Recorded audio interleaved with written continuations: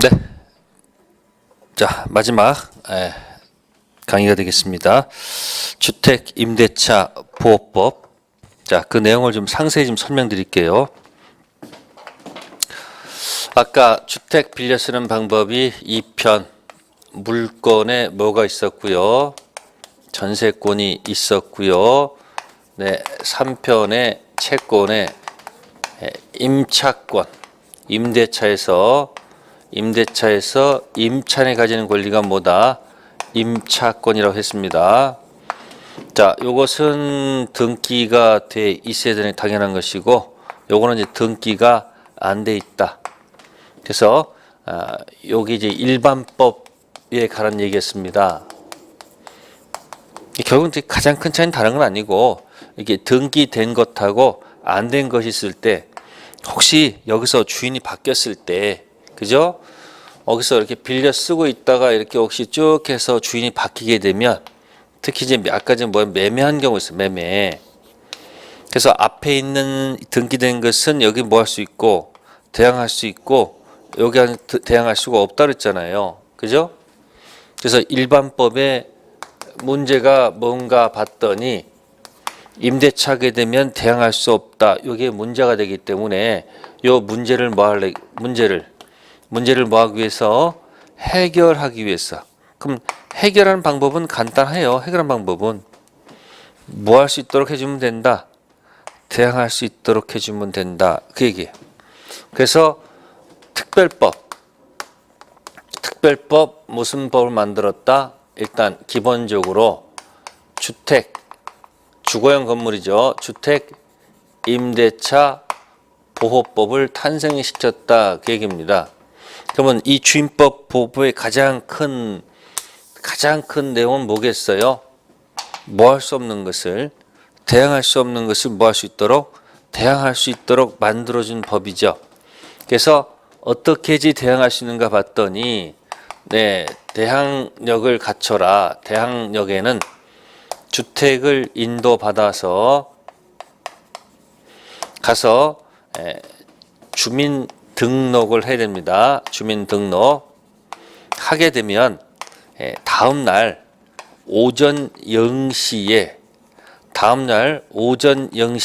대항력을 인정받는다.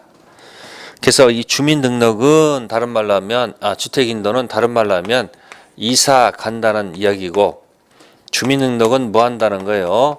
전입 신고를 하면 이 날짜가 그 뒤에 들어오는 주인보다 빠를 때는 뭐 할 수 있다는 거예요?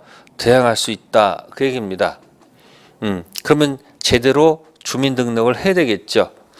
그래서 정확히 하면 되는데 정확히 안 됐을 때 어떤 일이 발생하는가? 이게 기본적으로 안 돼 있으면 보호를 못 받거든요. 네, 그러면 예를 들어서 전입신고 같은 경우 볼게요. 주택이 있는데 주택이요. 이런 경우가 있어요. 건물은 하나입니다. 건물이 하나. 건물 몇 개? 하나. 건물이 한 동이고 그 다음에 소유권이 하나인 경우가 있다는 얘기예요. 하나. 이것을 가지고 나중에 2편 물권에서 1. 그래서 1. 하나의 물건에는 하나의 권.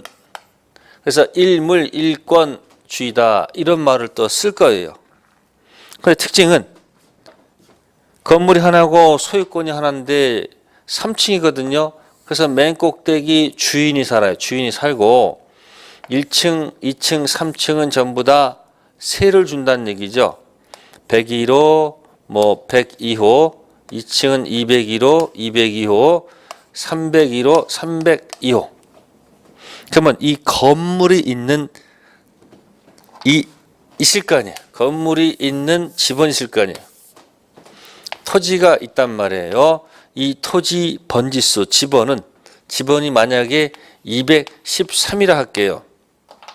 그러면 A라는 사람이 주인하고 무슨 대차 해서 주택 임대차 해서 가서 이 사람이 주민 등록을 해야 될 거 아닙니까? 그죠? 그러면 이 사람이 자, 토지 지번 213으로 번지수 됐고요. 그 다음에 호수 있죠? 건물이 있는 호수 있잖아요.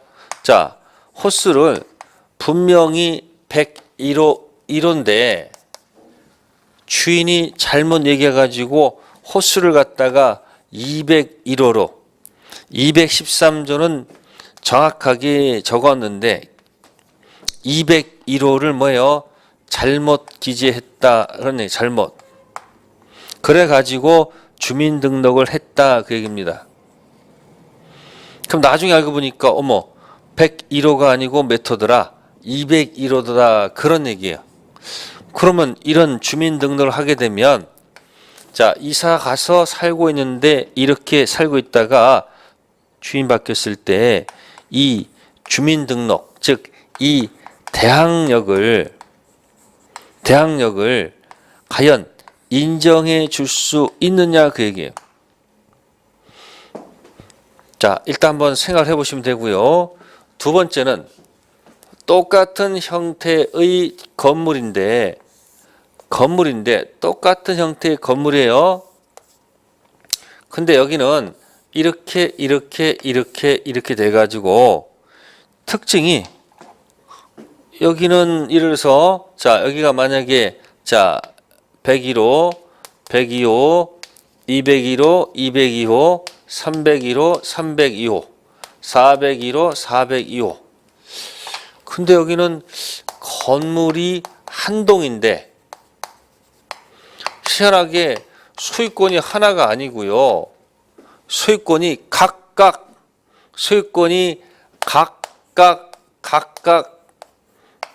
구분되어 있다 그 얘기예요. 왼쪽은 건물이 한 동이고 소유권이 딱 하나. 쉽게 해서 등기부가 몇 개? 하나. 소유권이 하나니까 소유권 등기도 하나 아니 하나. 근데 여기는 건물이 한 동인데 소유권이 각각 구분되어 있으니까 등기도 뭐다? 각각 돼 있다 그 얘기예요. 그러면 여기 똑같은 상황에서 A가 이 집을 뭐 하는 건데 임대차 하는 거예요. 자, 이 주인은 누구냐면 주인은 갑이야, 갑. 근데 201호 주인은 을이에요, 을.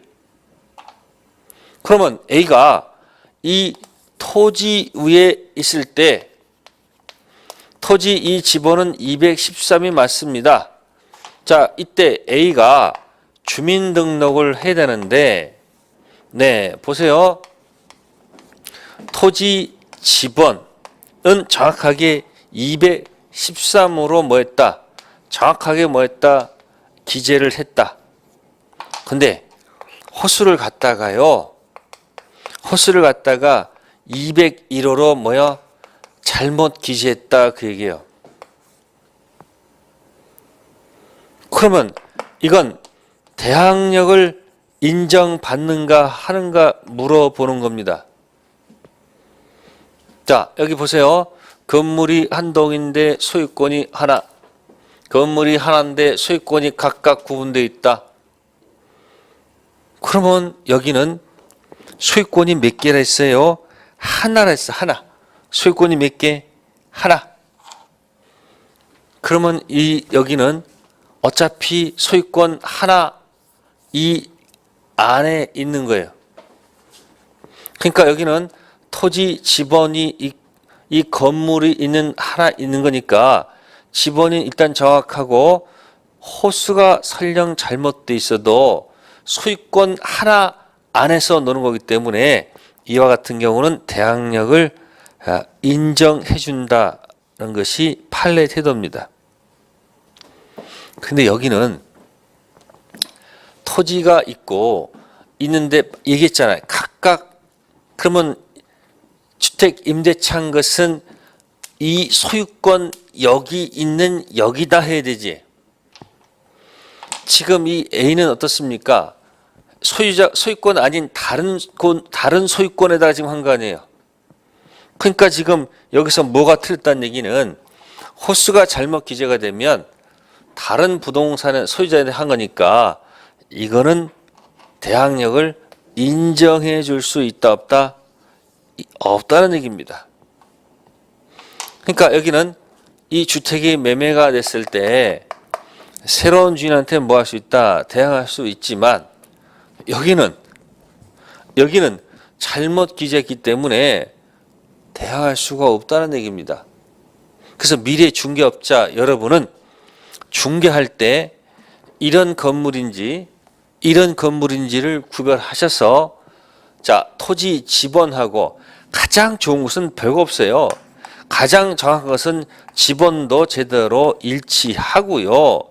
그 다음에 모두 호수도 정확하게 일치됐다면 아무런 문제가 없는 거예요. 근데 여기 지번은 맞춰도 여기 호수가 각각 틀렸음에도 불구하고 이쪽은 대항력을 인정해주고 이쪽은 대항력을 인정 안 해주잖아요. 자, 그래놓고 이런 건물을 뭐라고 표현했더니만 이거를 이렇게 표현해요. 들어보셨을 거예요. 건물 하나하고 소유권 건물 이렇게 있죠? 이런 것은 다가구. 그리고 이쪽은 다세대라고 해요. 세대가 다르다는 얘기죠. 네, 그래서 다가구는 설령 호수가 틀려도 지번만 일치하면 유효한 대항력을 인정해 준다. 근데 다세대는 각각 구분되어 있기 때문에 토지 지번만 일치해서는 안 되고 뭐까지 호수까지 정확히 맞아야지 보호를 받지. 설령 지번이 일치하더라도 호수가 틀리면 보호를 해준다 안 해준다? 안 해준다. 그런 얘기예요. 또 하나 해볼게요. 여러분들이 한번 생각을 보는 겁니다. 자, 이 토지가 이렇게 돼 있어요. 그리고 이 토지에 이 근처 전부 다 담이 쌓여져 있습니다. 담. 자, 담 하나에 건물이 하나가 있습니다. 하나가. 물론 건물 하나, 소유권 하나예요. 그런데 이 토지가 담 하나 있는데 이게 사실은 필지가 두 개가 있는 거예요. 이건 213이고 214예요. 자, 이거 갑거예요. 갑거. 이 214도 갑거예요. 건물도 갑거예요. 그러면 여기 이걸 갖다가 갑으로부터 A가 임대차 했다는 얘기예요. 그런데요. 자, 토지 지번 214야 되는데 몇 번을 했어요? 213번 했죠. 잘못 기재했습니다. 그죠? 그런데 이 토지가 이게 다 한 담 안에 있잖아요. 담 안에 있고 이쪽도 갑거고 이쪽도 갑거란 얘기예요. 여긴 호수가 필요 없습니다. 지번 맞으면 되는 거죠. 이럴 경우에 이걸 유효한 대항력으로 인정할까요? 안 할까요? 네, 요거는 이 임차 입장에서는 어차피 담장 하나 안에 있고 이것도 갑거고 이것도 갑거니까 설령 내가 지번을 잘못 기재했어도 보호를 해줘야 되지 않느냐 이렇게 의문을 제기하겠죠. 그런데 이 세상에는 임차인만 있는 게 아니고 다른 담보 물권자도 있기 때문에 이 지번 자체가 만약에 잘못 기재가 되면 이건 이유가 없다. 이거는 인정해 줄 수가 없다. 그 얘기입니다. 무슨 얘기인지 아시겠습니까? 지금 이 이야기한 것은 다른 게 아니고 보시면은 이제 여기서 주민등록 가지고 얘기했어요. 주민등록. 전입신고할 때, 이 주민등록 할 때 제일 먼저 지번이 일단 정확해야 됩니다. 이 지번 자체가 틀리면 아예 보호 대상이 아니에요. 집원은 정확해야 되고요. 다만 다 가구하고 다 세대일 때, 그죠? 자, 여기 차이점 다른 게 아니고 여기 제가 각각 구분되어 있다 됐죠? 이때 또 새로운 법률 용어가 나오죠. 이거 이렇게 표현합니다. 건물 구분 소유라고 합니다. 건물이 한 동이면 소유권이 하나, 일물 일권주의가 원칙. 그러나 건물 한 동이라 할지라도 건물 일부분이 구조상 이용상 뭐가 있으면 독립성이 있으면 각각 구분 소유를 인정해 줄 수 있다. 그러니까 일로 와서 다가구는 구분 소유가 안 돼 있는 거고, 그죠? 안 돼 있는 거고, 구분되어 있으니까 이쪽은 집원이 맞았으니까 설령 다가구 때는 구분소가 안 돼 있는 거니까 여기는 호수가 틀려도 보호될 가능성이 있지만 다세대는 각각 구분소가 되어 있는 거니까 집원도 일치해야 되고요. 이 구분된 호수가 딱딱 들어맞아야지 보호되지 않느냐, 그런 얘기입니다. 이제 이런 거 가지고 이제 판례를 가지고 한번 언급할 것이다, 그런 얘기예요. 그래서 일단 여기 주택 주민등록만 가지고 있습니다. 자, 요 주택 인도받고 이사한다는 얘기는 나중에 법률 용어로 점유라고 해요. 점유. 아시겠어요? 뭐 점유가 몇 가지 있습니다만 그건 이제 나중 문제겠죠. 일단 주민등록부터 먼저 하면 되는 거예요. 네, 그럼 이제 뭐 가지고 얘기한 겁니까? 주민등록 가지고 얘기한 거. 주민등록 가지고. 자, 그럼 이제 이거 대항할 수 있다는 말은 이해가 됐어 이제. 그죠? 자, 그래놓고 이제 대항력하고 또 임대차 가면은 이제 기간을 정하겠죠. 기간. 자, 존속 기간을 정한단 말이에요. 자, 존속 기간을 정하는데 법조문에 이렇게 돼 있어요. 네, 2년 미만으로 약정하거나 또는 아무런 기간 뭐가 없으면 약정이 없다면 이게 있습니다. 존속 기간을 2년으로 본다, 이렇게 됐어요. 그래서 주택 임대차에서 임차인이 만약에 최대치를 주장한다면 2년까지 갈 수 있다, 그 얘기입니다. 몇 년까지요? 자, 이걸 가지고 또 이제 해석해 보는 거예요. 존속 기간 해가지고 몇 년 미만으로 약정했다, 2년 미만 약정 또는 약정 없으면 뭐다, 2년으로 본다. 자, 이 말은 무슨 얘기냐면 2년 보세요. 기준이 몇 년이면 2년이죠. 그럼 보세요. 약속 기간을 만약에 자 1년으로 정했다. 그죠? 그럼 1년 정했을 때 갑하고 을이 있을 때 어떤 차이가 있냐면 자, 을 입장에서 보는 거예요. 이것도 생각하셔야 됩니다. 1년 정했을 때 을은 약자입니다. 을은 약자인 임차인하고 강자인 뭐가 있다? 갑이 있습니다. 그럼 주인공은 을입니다. 을이 누구예요? 임차인은. 자, 법조문에 따라서 뭐라고 됐습니까? 2년 미만 약정 또는 기간 약정 몇 년으로 본다? 2년 본다. 그럼 을은 기본적으로 계약서에 뭐라고 돼 있어도 1년 돼 있다 할지라도 을은 몇 년? 2년 주장할 수가 있다, 그 얘기입니다. 주장할 수 있다. 자, 그런데 법조문에서 이렇게 적어놨습니다. 이렇게 해놓고 만약에 2년 미만으로 정한다 했을 때는 몇 년? 자, 2년 미만했을 때는 2년 미만임을 자, 을은 주장할 수 있다. 을이 누구죠? 임차인은 뭐 할 수 있다? 주장할 수 있다 되어 있습니다. 그래서 지금 완전히 존속기간 보면 약자한테 무조건 유리합니다. 그 무슨 얘기냐면 1년 정하면 을이 요것을 가지고 난 요것을 주장하겠다.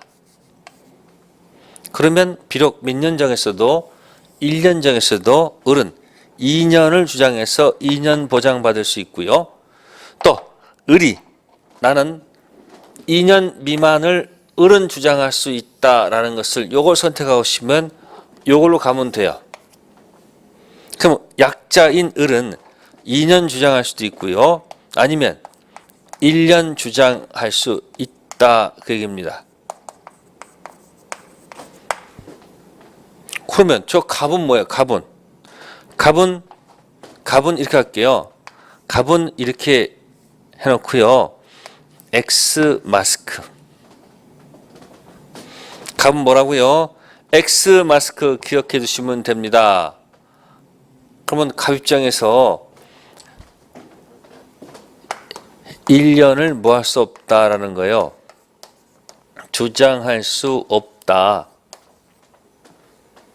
또 몇 년 주장할 수도 없다. 2년 주장할 수도 없다. 그런 얘기예요. 그냥 딱 2년 해놨으면 문제가 없는데 2년 했으면 갑이든 을이든 전부 다 몇 년이에요? 2년인데 혹시 2년 미만으로 뭐 했을 때 약정했을 때는 갑은 아무 할 말이 없다. X마스크야. 완전히 누구 살판 났어요? 이 임차인만 살판 난 거예요. 그러니까 을은 나 2년이 아니고 2년 할래. 이렇게 주장하면 1년 더 연장하는 것이고 을이 1년 산다면 뭐야? 나 나가겠다면 뭐야? 보증금 빼준다는 얘기예요. 그래서 존속기간 가지고 간단합니다. 몇 년 미만 약정하면 2년 미만으로 만약에 뭐 하면 약정하면 갑은 어렵지 않습니다. X 마스크. 갑은 무슨 마스크? X 마스크. 아무 할 말이 없다.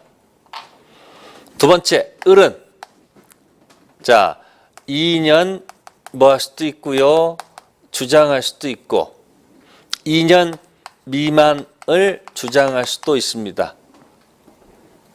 그러면 계약서 쓸 때요.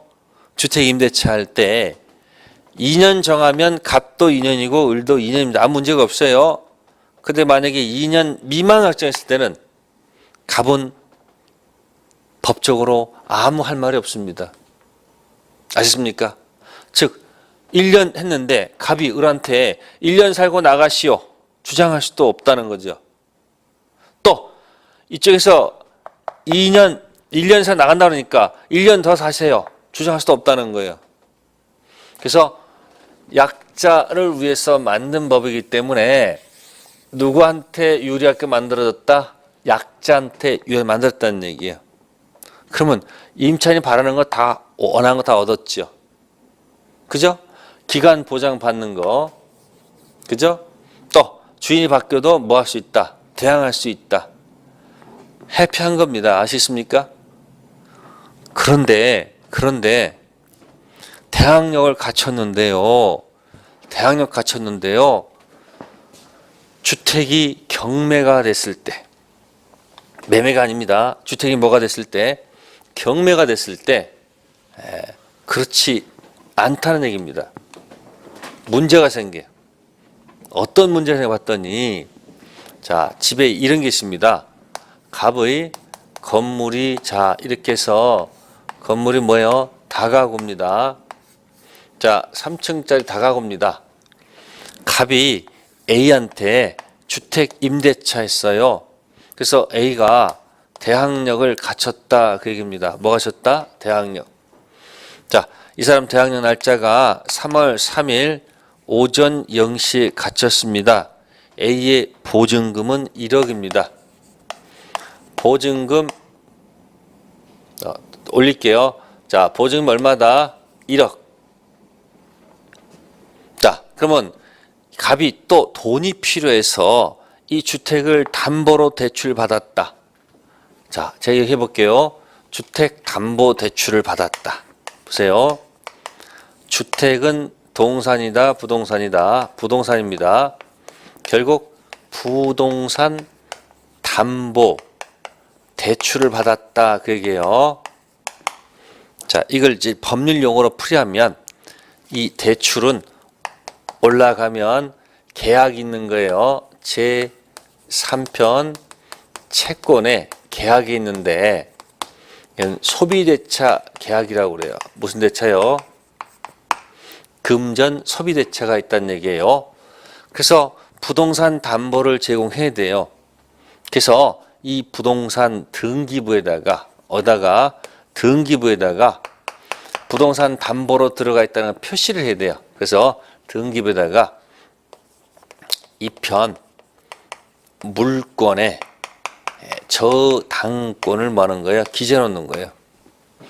담보로 들어온 부동산 등기부에다가 저당권이라고 기재하는 겁니다. 그러니까 부동산 담보 대출하면 대출은 뭐고요? 3편 채권 소비대차고요. 부동산 담보는 뭐다? 2편 물권 저당권. 네, 돈을 빌렸다는 얘기예요. 네, 그래서 만약 여기서 지금 을한테 돈을 빌려 쓰고 여기서 여기다 뭐요? 저당권을 붙여놨다 그 얘기예요. 자, 금액이 1억. 자, 요거 1억 5천 할게요.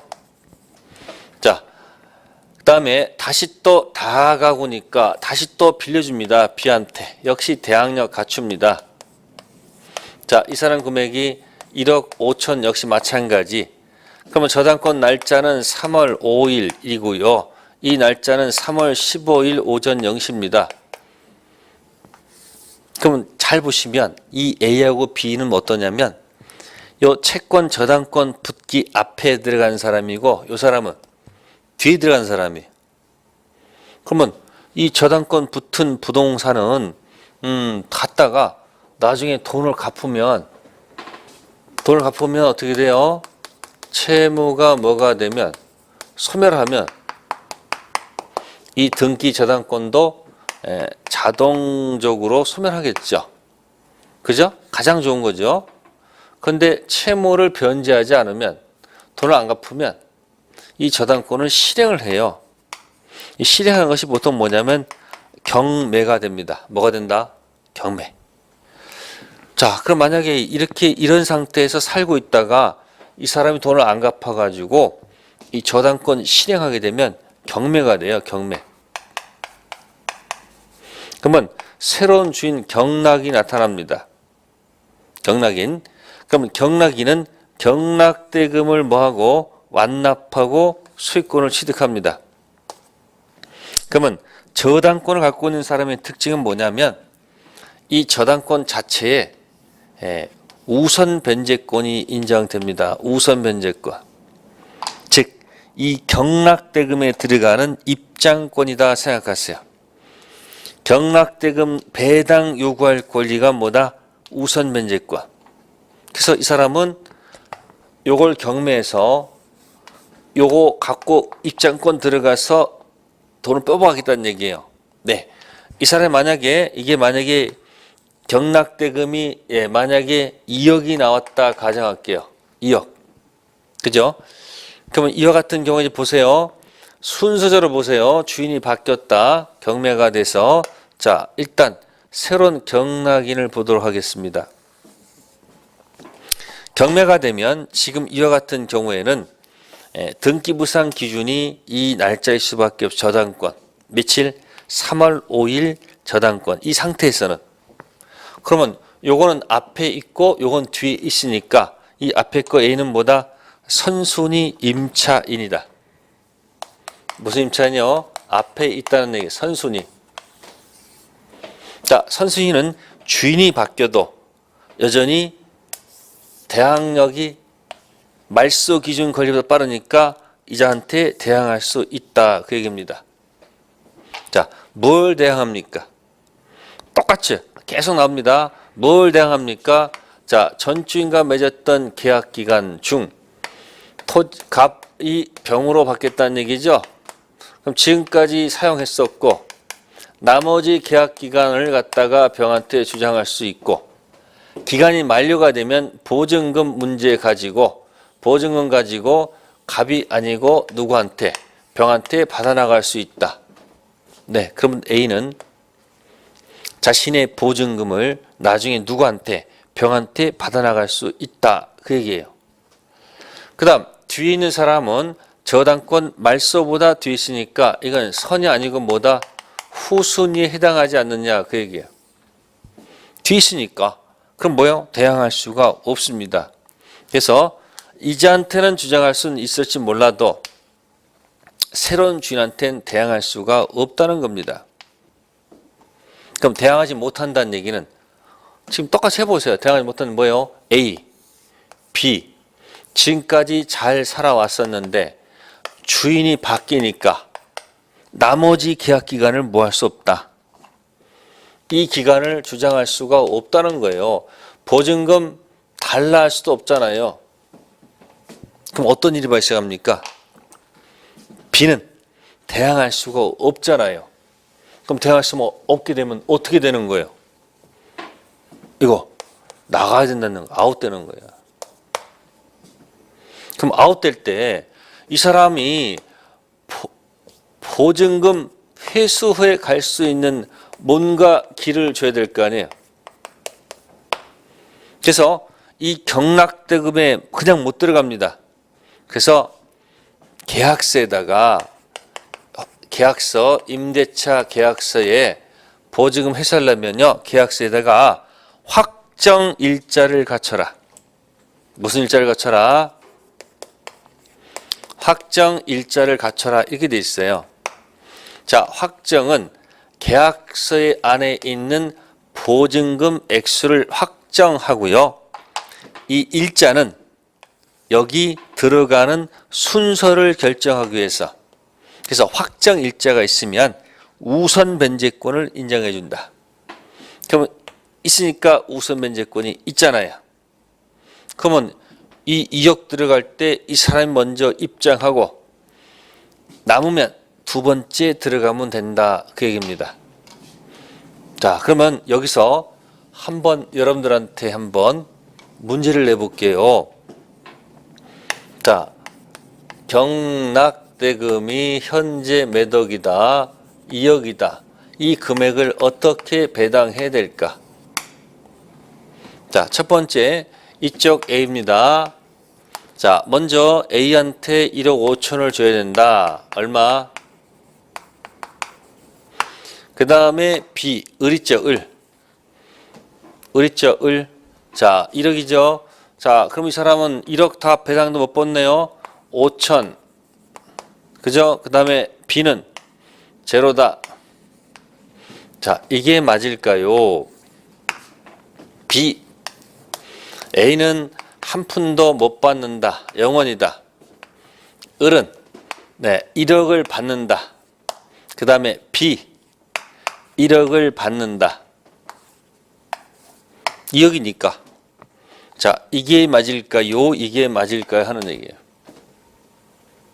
네, 정답은 이게 아니고 이거라는 겁니다. 왜 그럴까? 왜 그럴까 볼게요. 방금 전에 이 경락대금에 들어가서 입장하려면 확정 일자라는 제도가 필요해요. 그런데 지금 방금 전에 A는 뭐만 있지? 대항력만 있지. 여긴 뭐가 없어요? 확정 일자가 없습니다. 그러니까 뭐만 해야 돼요? 대항만 해야 되는 겁니다. 따라서 확정 일자 없는 선순위를 할지라도 여기는 입장할 수가 없습니다. 됐습니까? 그래도 A는 입장하지 못해도 관계없잖아요. 나머지 계약 살고 나중에 받아가면 되잖아요. 그죠? 그러니까 A는 그냥 대항만 해서 살고 나중에 받아가면 되기 때문에 여기는 입장 못합니다. 배당 어떻게 한다? B가 맞습니다. 왜 이렇게 해야 되냐면 지금 잘 보시면 지금 보세요. 을이 배당 받는 이 금액 차이가 있죠. B가 받는 배당 금액 차이가 있죠. 그럼 제일 밑에 사람이 뭐예요? 제일 얼마나 애가 타겠습니까? 얼마나 애가 타겠습니까? 그죠? 그럼 A가 와서 나는 1억 5천 받겠다는 말을 못하지요. 그래도 A는 한 푼을 받지 못해도 한 푼 받지 못해도 관계없잖아요. A는 아까 뭐가 없어서 확정 일자가 안 된다고 그랬잖아요. 못 받아도 대항할 수 있으니까 받아갈 수 있잖아요. 그죠? 그래서 배당 때문에 배당을 요구할 때는 반드시 임차인은, 주택 임차인은 반드시 뭘 갖출 것? 확정 일자가 있습니다. 그러면 이제 생각해 보세요. 자, 그럼 여기서 보시면 저기 선순위하고 후순위가 있을 때 거기까지만 설명을 드릴게요. 그러면 경매가 됐을 때 여기 말소 기준 권리가 있단 말이에요. 경매. 이게 무슨 기준이요? 등기부상 말소 기준 권리가 있을 때 선순위 임차인, 선순위 먼저 들어간 사람이죠. 말소 기준 권리보다 빠른 사람, 대항력만 있는 사람. 지금 보세요. 경락인이 있고 경락대금이 있죠. 그럼 이 사람은 이 사람한테 대항만 해야 되는 거예요. 두 번째, 겁이 나서 대항력도 갖추고 플러스 확정 일자까지 갖추면 두 번째 사람은 대항할 수도 있고요. 아니면 나 이 확정 일자 던져서 배당받고 나가겠다고 선택할 수 있다. 됐습니까? 세 번째, 대항력은 빠른데, 뭐는 빠른데, 대항력은 빠른데 혹시 확정 일자를 이렇게 늦게 갖출 수도 있겠죠. 그죠? 자, 이때 세 번째 사람도 뭐다? 선순위 임차입니다. 확정 일자 용도는 선순위, 후순위 기준이 아닙니다. 오직 뭐다? 대항력이 포인트예요. 그럼 세 번째 사람은 확정 일자 던져서 못 받은 잔액이 있으면 여기 와서 대항할 수가 있습니다. 그래서 제가 앞으로 선순위는 제가 앞으로 슈퍼맨, 슈퍼 임차인이다 이렇게 표현할 거예요. 그래서 슈퍼 임차인은 이렇게 순수한 대항력만 있는 순수 슈퍼, 대항력 플러스 확정일자까지 있으면요, 이건 강력한 거예요. 그래서 제가 이렇게 합니다. 초강력 울트라 슈퍼. 세 번째는 변질된 슈퍼. 그래도 슈퍼입니다. 확정일자는 늦지만 그래도 대항력이 빠르기 때문에 혹시 다 못 받은 잔액이 있으면 남을 때까지 뭐한다? 대항한다. 슈퍼임표 종류가 몇 가지다? 세 가지 있다는 기억하시고요. 자, 그러면 이거 말고 슈퍼가 아닌 경우도 있겠죠. 똑같습니다. 자, 말소 기준 권리가 있다. 말소 기준 권리보다 대항력이 늦는 것이 바로 뭐다? 후순위죠. 후순위. 누구다? 후순위. 됐습니까? 그럼 앞에 거 선순위 되겠죠? 그러면 후순위는 대항력만 있는 사람이 있죠. 그럼 아예 대항할 수가 있는가 없는 거요? 없어요. 경락인한테 대항할 수가 없으니까 한 푼도 못 받고 아웃되는 거예요. 그래서 후순위는 대항력 플러스 뭐까지? 계약서의 확정 일자를 갖추면 어차피 대항은 못하고 확정 일자 용도가 뭐다? 우선 변제죠. 그러면 우선 변제 받고 못 받은 잔액이 있으면 나가야 되는 겁니다. 세 번째는 확정 일자를 미리 갖추고 대항력을 늦게 갖추는 경우도 있다는 얘기죠. 이때는 이 확정 일자 입장권을 인정 안 해줍니다. 이때는 떼굴떼굴 딱 이 확정 일자 날짜를 인정 안 해주고요. 이 대항력과 같은 시점에 확정 일자가 있다고 인정해 줍니다. 어차피 대항은 못하죠. 확정 일자는 지금 우선 변제죠. 그죠? 못 받은 잔액이 있으면 어떻게 될까? 똑같습니다. 나가셔야 됩니다.